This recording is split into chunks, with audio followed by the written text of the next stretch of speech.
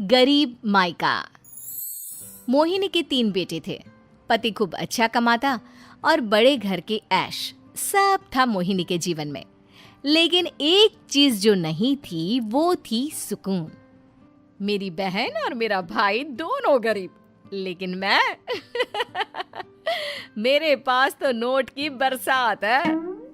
तभी मोहिनी की बहन बीना उसके दरवाजे आ जाती है। अरे मोहिनी, कैसी है? मेरे घर में ना सिलेंडर खत्म हो गया है। तेरे पास तो इतने पैसे हैं, भरवा देना मेरा सिलेंडर। पैसे जैसे ही आ जाएंगे मैं दे दूंगी। तभी मोहिनी का पति राकेश आ जाता है। क्या है बिना, ये अपने घर की परेशानी हम लोगों के घर ना गाया करो।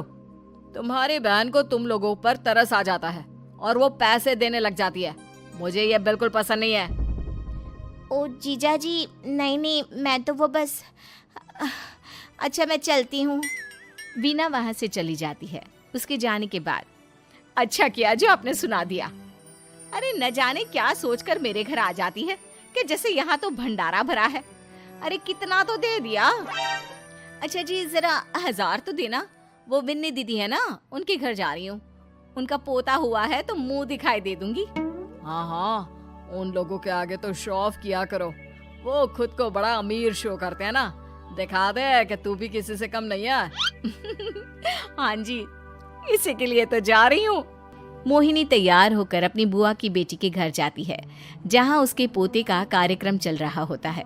वहाँ वीना भी आई होती है। अरे वीना, क्या जरूरत थी यहाँ आने की? तेरे घर पर गैस नहीं है तो वो भरा लेती। क्या करूँ मोहिनी, बुआ को बुरा लग जाता नहीं जाती तो। वैसे मेरे पास एक जोड़ा बच्चे का कपड़ा रखा था, वही अपनी चांदी के पायल के साथ देने जा रही हूँ। घर पर गैस थी नहीं, सोचा परिवार यहीं खाना खा लेगा, बाकी सुबह का सुबह देखा जाएगा। मोहिनी को बहन पर दया आ जाती है। वो पर्स से 1000 रुपए निकाल कर दे देती है। ले विना, लेकिन पैसे वापस कर देना, तेरे जीजाजी हिसाब लेते हैं। मोहिनी भी क्या करती, गरीबी में बहन का सहारा ही उसके जीवन जीने का आधार था।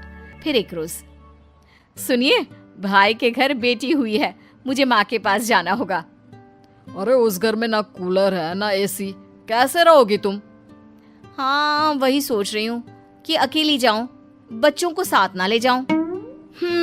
चली जाओ, लेकिन ये जो तुम अपने गरीब परिवार से मिलने चली जाती हो ना, मुझे बिल्कुल अच्छा नहीं लगता।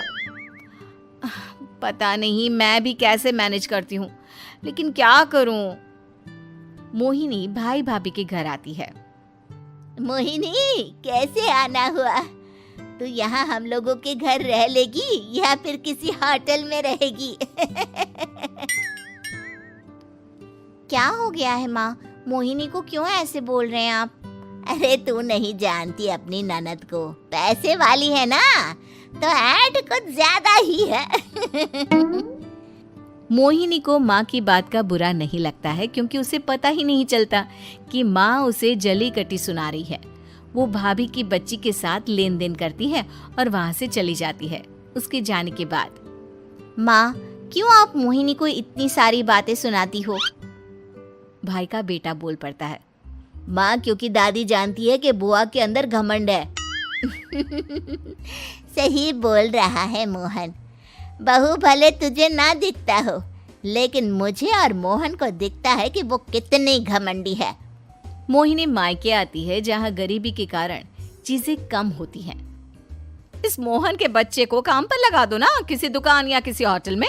बर्तन धो लिया करेगा, कम से कम 4 पैसे और आएंगे घर में। देख मोहिनी, माना तेरे पास पैसा है, लेकिन तेरे भाई के दिन इतने भी बुरे नहीं चल रहे कि वो अपने बच्चे की पढ़ाई रुकवाकर उससे बर्तन धुलवाए। मोहन माँ की ओर देखता है, जैसे आंखों से बोल रहा हो, देख लिया बुआ का हाल। हाँ मोहिनी, बात तो सही है, लेकिन अभी मोहन को पढ़ना है। आखिर तुम भी तो अपने दोनों बेटों को पढ़ा रही हो ना। मेरे बेटों से कैसे कंपेयर कर सकती हैं आप? अरे वो तो कलेक्टर बनेंगे। हाँ, कल को वो मोहन को नौकरी में रख लेंगे, क्यों? मोहिनी कुछ दिन और रहकर चली जाती है। धीरे धीरे दिन बीतता है मोहन बड़ा होता है और कड़ी मेहनत से सफल भी हो जाता है। मोहिनी, माँ के जाने के बाद तो तुमने भाई भाभी के घर जाना छोड़ ही दिया, क्यों? वो क्या है ना, उन लोगों का घर छोटा है, मेरे बच्चे जाना ही नहीं चाहते। पर तुझे क्यों अचानक मायके की बात याद आ गई? यार, मेरा तो मायका है, भाई भाभी है, मेरा तो आना जाना लगा ही रहता है।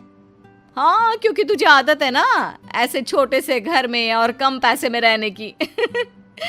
वैसे क्या खबर है आजकल मायके की अपने? अब वो घर छोटा और कम पैसे का नहीं रहा, क्योंकि मोहन तो बहुत बड़ा आदमी बन गया है। फिर क्या? मोहिनी भाभी को फोन करती है। मोहन किसी बड़ी कंपनी का मैनेजर हो गया है क्या भाभी? क्या ये सच है? हाँ मोहिनी दीदी, अब तो हम लोगों के गरीबी के दिन कट गए। आपके भाई ने कोई अच्छे कर्म किए होंगे जो हम लोगों का बेटा इतना अच्छा कमा रहा है। देख लो भाभी, पहले भी आपने कई गलतियां की थी, आप थोड़ा संभल कर चलना। भाभी को मोहिनी की बात समझ में नहीं आती कि वो क्या कहना चाहती है। फिर एक दिन वीना मोहिनी से कहती है, मोहिनी, हमारा भतीजा मोहन अच्छा कमा रहा है, क्यों ना मैं अपने बेटे की नौकरी के लिए उससे बात करूं? अरे बुआ का बेटा है, ये सोचकर मदद तो करेगा ना? हाँ हाँ, क्यों नहीं करेगा, उसके बुरे दिन में तो हम भी खड़े थे। मोहन को वीना फोन करती है और अपने बेटे की मदद करने की बात करती है। हाँ हाँ बुआ, क्यों नहीं, आप सिद्धार्थ को भेज दें, मैं अपनी ही कंपनी में उसकी नौकरी करवा देता हूँ।